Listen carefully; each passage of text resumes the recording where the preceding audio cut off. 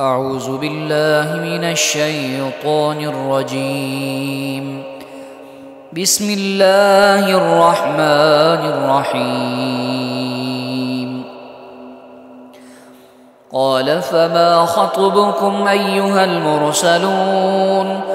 قالوا إنا أرسلنا إلى قوم مجرمين لنرسل عليهم حجارة من طين مسومة عند ربك للمسرفين فأخرجنا من كان فيها من المؤمنين فما وجدنا فيها غير بيت من المسلمين وتركنا فيها آية للذين يخافون العذاب الأليم.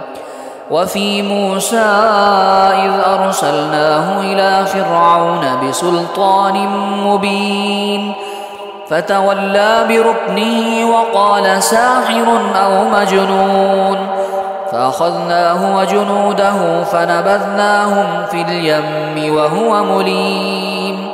وفي عاد إذ أرسلنا عليهم الريح العقيم ما تذر من شيء أتت عليه إلا جعلته كالرميم.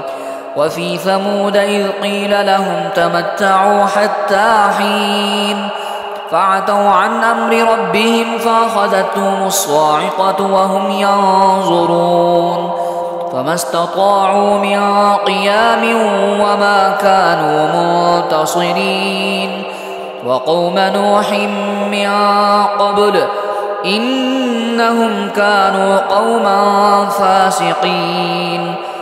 والسماء بنيناها بأيد وإنا لموسعون والأرض فرشناها فنعم الماهدون. ومن كل شيء خلقنا زوجين لعلكم تذكرون. ففروا إلى الله إني لكم منه نذير مبين. ولا تجعلوا مع الله إلها آخر إني لكم منه نذير مبين. كذلك ما أتى الذين من قبلهم من رسول إلا قالوا ساحر أو مجنون أتواصوا به بل هم قوم طاغون. فتول عنهم فما أنت بملوم وذكر فإن الذكرى تنفع المؤمنين.